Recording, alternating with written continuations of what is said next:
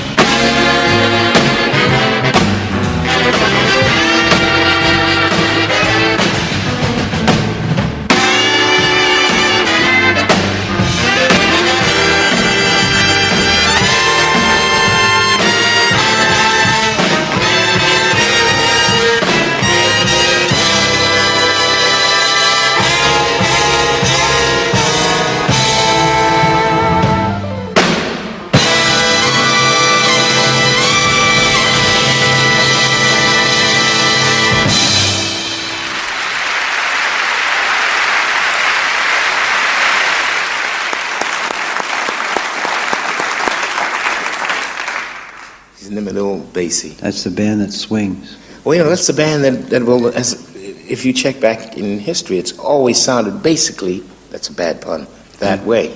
Yeah, it's had the same sound and the feel. same sound, and no matter, the amazing thing about that orchestra is whoever seemed to come into the orchestra immediately took on the complexion and the attitudes of the orchestra itself. That's true, yeah. Because they have that delayed phrasing, the relaxed feel. It's incredible.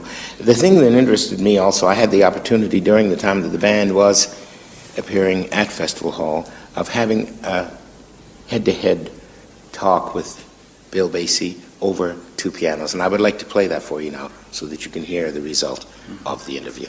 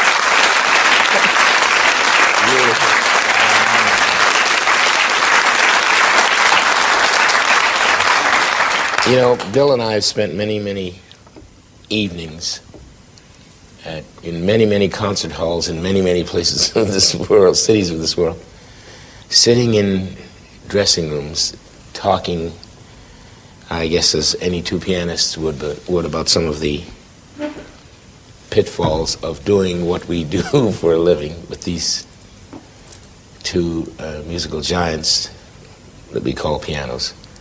And one of the points that I wanted to talk to Bill about tonight was his feelings about the piano, his instrument. It's been his instrument all his life. Here we are sitting playing the two giant Busendorfers, Bill. What were some of the pianos like that you had to play during the early Kansas City days? You mean they weren't Busendorfers? Well, I tell you, there were some brutal uprights.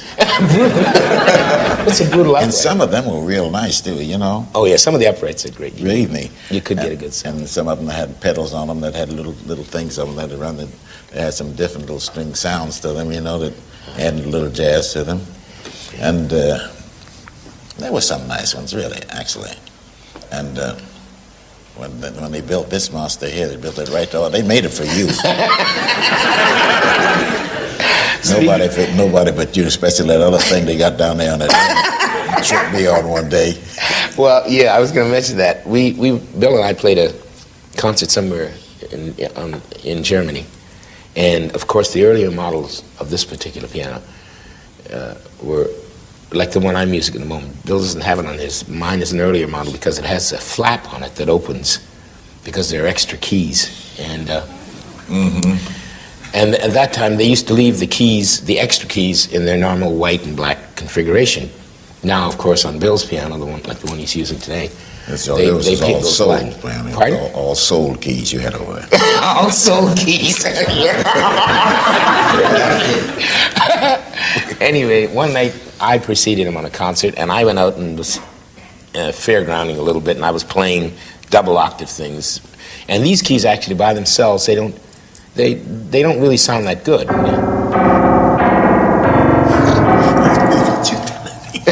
I'm telling you now. But in tandem with octaves, then it gives it a lot more body.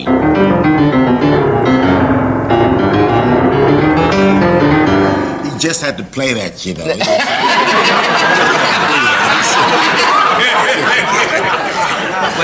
So I went out and I was playing this with the trio, and inadvertently forgot and left the flap open. And then Bill came on with the band, and he elected to play one of the stride things. And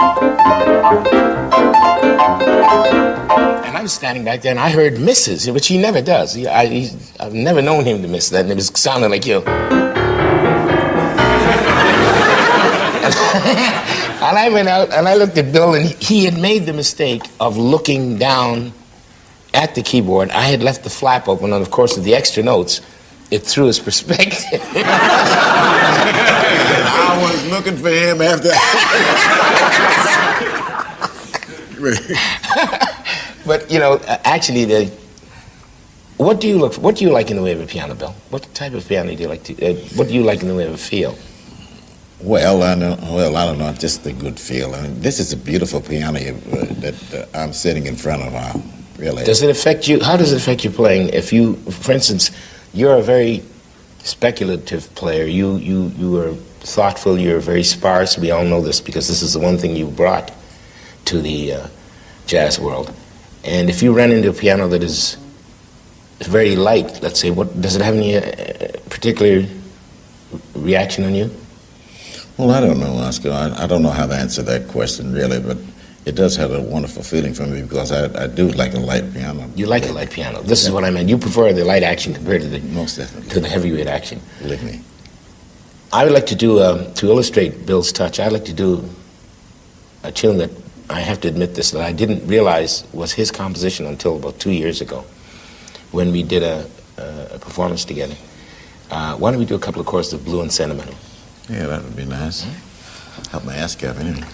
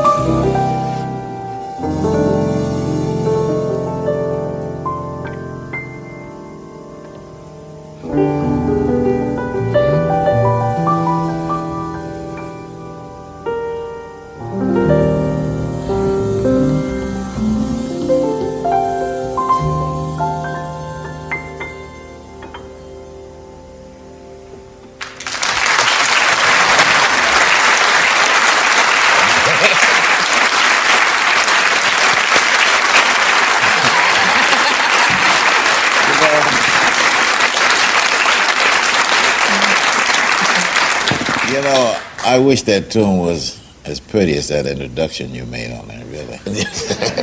Oh, boy. I was trying to think of what the tune was. That's one of my longer introductions. You see, that's one of them strikes again. There you go. I wanted to ask you a question, Basie, has been burning in my mind for quite a while. Mm-hmm. And I have heard a lot of conjecture about this from various people. You know, the discussion has come up over and over again. Mm-hmm. And I would like to hear it from you directly. Right. Probably the two most famous orchestras of all time. If I have to be chauvinistic about it, I would have to say they would be your orchestra and Duke's orchestra.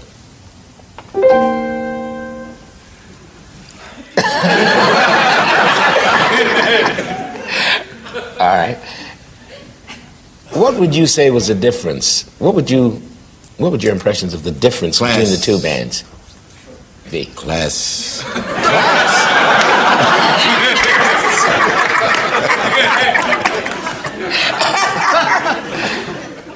The master.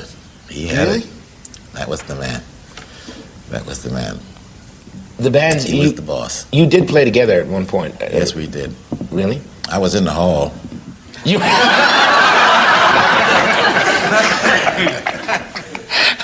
That's right. It's beautiful. The greatest. Well, I know how he loves It was a pleasure and honor to be in the same hall with the Duke. What more can I say? Don't ask me anymore about it. All right, I won't. The other thing I want to ask you about is another great that we used to talk about. And we were talking about musical intimidation, right? And I was talking about how my idol, and I'm sure the gentleman that you revere, Art Tatum, used to literally intimidate pianists. And it's one thing for people to understand what the word means insofar as lifestyle, but insofar as a musical style, I can remember, I'm sure you vividly remember, what pianists used to feel like when he used to walk in the room that they were playing in. What did you get out of Tatum? When did you first meet Art Tatum, first of all? Oh, I met Art many, many years ago, and we were traveling through Toledo, and I was with Benny Moten, you know, and I made the mistake. We stopped over in Toledo for a stopover, you know, and I made the mistake of said there was a piano there in this little room, you know, and I don't know, I just I don't know what made me sit down at this piano and play. And in those days, I thought I could stride a little bit, you know. Yeah. And somebody walked over and they said, "This is Art Tatum being here, man." And I really hadn't heard of him too much, you know. So something told me to get up from that piano. So I listened to that, something told me. And I got up. And Art walked in there, and he must have been, I don't know what brought him in there, but somebody must have told him as a kid in there trying to play some piano or something like that, so he walked in there and just played a half a chorus or something. And that was all. That's how I met Art, really. Really? And, but then I heard him several times later on at a lot of different meetings when everything was quiet when he walked in and sat down. That's the way it's always been. How about the piano parties? You mentioned once about... Except when you came, and he really admired you an awful lot. And I remember the time when you went looking for him. No, I didn't. Knocked on his door. I was always suicidal. No, it wasn't like that. No, he respected you an awful lot. Oh, I loved that. We were very close friends. But you told us some time ago about a very funny scene where he walked up behind you when you were having. Oh yeah, we were at this little club in Los Angeles. And everybody was there that night. Buddy Rich was sitting in for Joe Jones, who had just been inducted in the Army. And Tommy Dorsey was there, and he was playing. And who was it? Artie Shaw, I believe. A couple of other guys were playing, and the band was just swinging. And somebody touched me on the shoulder, and then looked back and went on, and he said, "Hey." I said, "What key you playing in?" I B flat, and you ain't playing too. He said, what's wrong? I said, you're not playing this piano now. The next set. Never been on that one, boy. Because when he sits down, everything is destroyed. Yeah. And nothing else happens It's true. after that. Well, this is what I meant about the intimidation, because when Art Tatum used to play, my feeling about it was that whether it was certainly a pianist that thought they wanted to follow him, they would change their mind. And if it was a horn of some sort, there was always a scuffle as to who was going to play the next solo following the piano solo. They'd be all pushing each other saying, well, you got it. And they said, no, you've got it. You know, because he played so much, and he had a trick he used to do. If a soloist was playing, they're playing something above this tempo, he would lay one of these on him like, and of course, right? That's just what you've been doing to me all the time.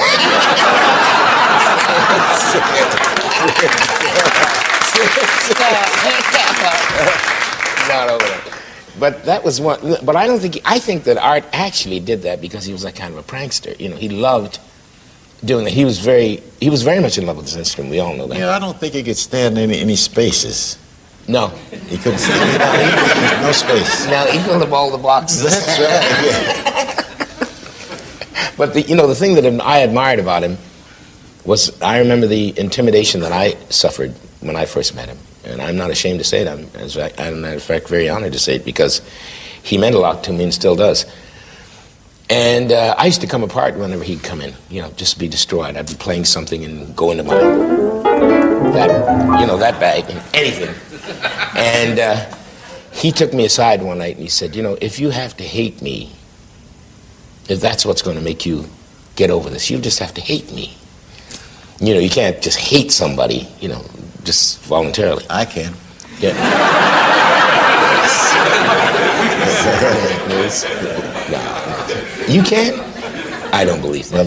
But pretty, but beautiful. But I thought you cared all these years. And really, it wasn't a case of really hating him. I had to ignore him as best I could. If you can ever ignore death, I had to ignore, And one night he had a way of talking to pianists through the instrument. And one night he came into where I was playing, and I had gotten over this nemesis of not being able to play. And we went to an after-hour joint afterwards, and he rolled over with us. He said, "Boy, you sure played good. Sound good. You've been getting it together, right?" And usually in the after-hour places, the great instigations that used to go on, they'd see two piano players together and say Art, they'd say, "Well, why don't you play something? And Art, you play something." He went straight to the piano, and he just took it apart, literally. Just wasted everything on the piano. You play something like what? Pardon? What will he play? Something like about 8 bars of what? Something like what? Oh, I know.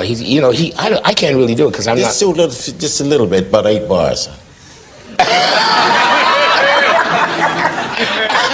can't do it, really. You do it. I have never imitated it. I know, but you just play 8 bars. Just play 8 bars. Just 8 bars. Just play some 8 bars.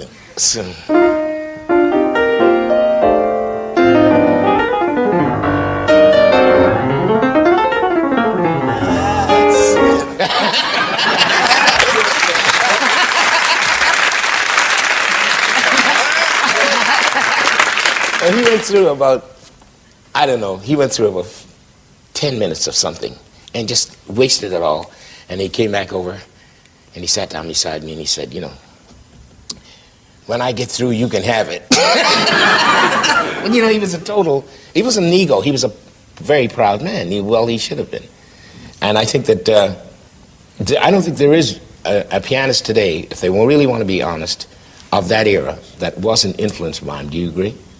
I'm with you. I think so. I think that Art Tatum was, along with Charlie Parker, who had the same kind of influence on saxophone players, or Lester Young, or certainly Coleman Hawkins. Why don't we do something that relates more to a big band, since obviously this is talking about Art Tatum, and we got to start playing this. Now we got to start. Yeah, we got to do it. It's all right with you. Let's do one of the big band tunes, "Jumping in the Woodside." Oh God. You got it. I know it. It's right in here, too.